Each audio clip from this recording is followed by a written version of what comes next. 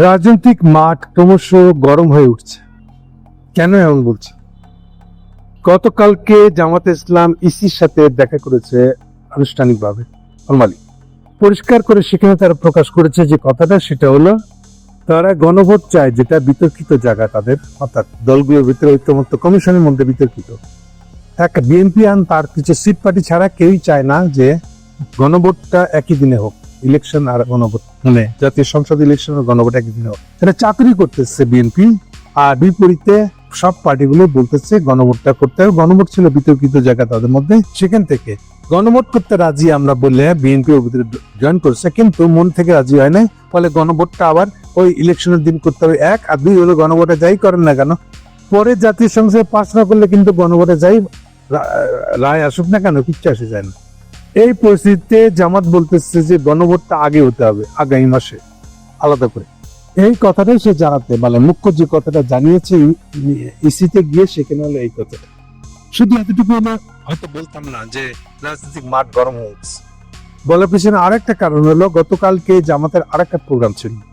প্রোগ্রামটা হলো যাত্রাবাড়ি থেকে গাবতলী পর্যন্ত, বুঝতে পারেন কত লম্বা।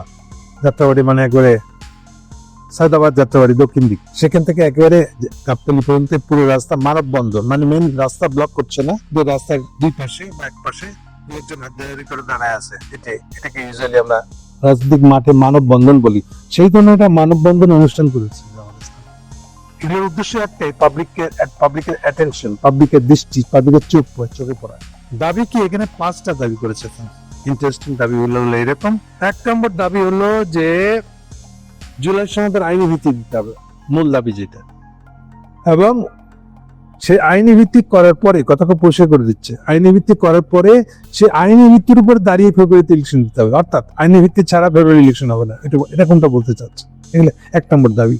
2 নম্বর দাবি বলছে যে সংসদের 2 কক্ষেই পিআর পদ্ধতির বাস্তবায়ন করতে হবে।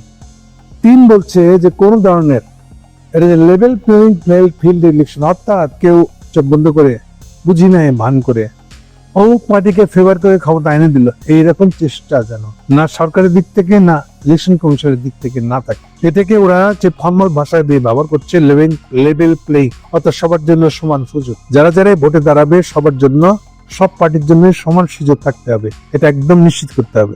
এই গেল 3 নম্বর দাবি তাদের। 4 নম্বর দাবি হচ্ছে যে, সোজা কথা বললে, আমাদের কমন ভাষায় বললে, বিচার দৃশ্যমান করতে হবে।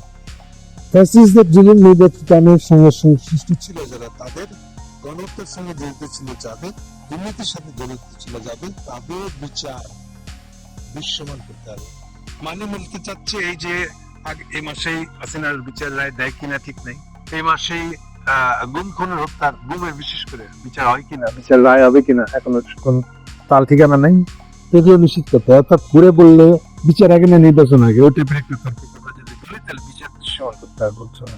মানে এটা ছেড়ে দিচ্ছে যে পুরো বিচারটা শেষ হবে নট নেসেসারিলি, কিছু বিচার হয়ে যেতে হবে যা দিয়ে আসলে বিচার মানি।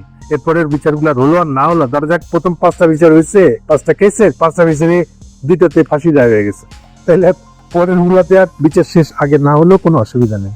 এই অর্থে ওই জন্য শব্দটা ঘোরায় বলতেছে সবাই বিচার দৃশ্যমান করতে হবে। তাহলে 4 নম্বর দাবি। 5 নম্বর দাবিটা আরো সিরিয়াস, যেটা অনেকেই তুলেছিল, জাতীয় পার্টি সহ 14 দলের যেগুলা হাসিনার সাগরের যত পার্টি ছিল, এগুলার কার্যক্রম নিষিদ্ধ করতে হবে, আওয়ামী লীগের মতন করে, যেমন আওয়ামী লীগটা যেমন নিষিদ্ধ হচ্ছে সেটা। এই হলো 5টা দাবি। ফলে বোঝা যাচ্ছে ওরা লম্বা রেসের ঘোড়া হিসেবে মাঠে নামতে যাচ্ছে। এর মানে হলো, আমি বলতে চেয়েছি যে রাজনৈতিক মাঠ তার মানে গরম হয়ে যাচ্ছে। একদিকে আমি বলছি আপনাদেরকে যে ইউনিসেফ পলিসি রাজনৈতিক বিতর্ক ঐক্যমতের আনার ব্যাপারে কোনো ভূমিকা না পালন করে 15 তারিখে ঐক্যমতের স্বাক্ষর হবে। এইটাকে আবার বিষয় বলছে 17 তারিখে স্বাক্ষর আছে। স্বাক্ষরটা কোথায় করবো, কেন করবো? যেখানে ঐক্যমতি হয়নি সেখানে স্বাক্ষর করে কি আছে? না, বলছি না, ইউনিসেফ হলো একটা শো করার লোক, স্টানবাজ, উদ্বুদ্ধকরণ বক্তৃতা বাইরে, ভিতরে কিচ্ছু নাই, কিন্তু উদ্বুদ্ধকরণ বক্তৃতা দিতে পার পাই যেতাম, এই লাইনের লোক উনি। ফলে উনি একটা 17 তারিখে অনুষ্ঠান আয়োজন করা পারে, যিনি গভর্নমেন্ট প্যান্ডেল কাটানো হইতেছে, ফারুকি সংস্কৃতির মধ্যে প্যান্ডেল কাটানোর দায়িত্ব নেছে, সেইখানে নাকি জুলাই সনদে স্বাক্ষর হয়েছে কন, যেখানে জুলাই সনদে যেহেতু কোনো ঐক্যমত তৈরি হয় নাই, জুলাই সনদ কনস্টিটিউশনে উঠবে কিনা তাই ঠিক হয় নাই, উনি আছেন অনুষ্ঠানটা বড় করে করতে হবে, সংসদ ভবনে করতে হবে না। তাহলে শো করা ঠাটবাট মাইরে চলা, এটা হচ্ছে ইউনূস সাহেবের লাইন। তাহলে সেই ক্ষেত্রেও বলছি 17 তারিখে তো প্রথম কথা হলো আদৌ পলিটিক্যাল পার্টিগুলো যাবে কিনা, যদি যায় তারা সই করবে কিনা কোথাও, নাকি শুধু যাওয়াই হবে। ফর্মাল একটা বক্তৃতা আইছি এখানে বাবা, কিন্তু কোনো ধরনের সিগনেচার যদি করে না হয়, আর একজনা যদি বলে দেয় আমরা তো এখানে সিগনেচার করতে আসি নাই, মানবো না বলে কোনো মিছিল নাই বা করলো, স্লোগান নাই বা দিল, যদি শুধু বলে বক্তৃতা 1 মিনিটে বক্তৃতা দিতে দিবে নাকি বন্ধ বন্ধ করে দিলে ভালো। আর যদি বক্তৃতা দিতে দেয়, সে যদি বলে আমরা এখানে সই করতে আসি, তাহলে ফুস সঙ্গে সরকারি সব টাকাটাই আনতে গেল। আচ্ছা তাও না গেল, এবার 17 তারিখে পার হলে 18 তারিখে ইউনূস সাহেব কি বলবেন? বাংলাদেশ কিভাবে চলবে, কোন লক্ষ্যে চলবে? এই অনেক রেখে দিয়ে আপনি ইলেকশন ডাকবেন কি করে?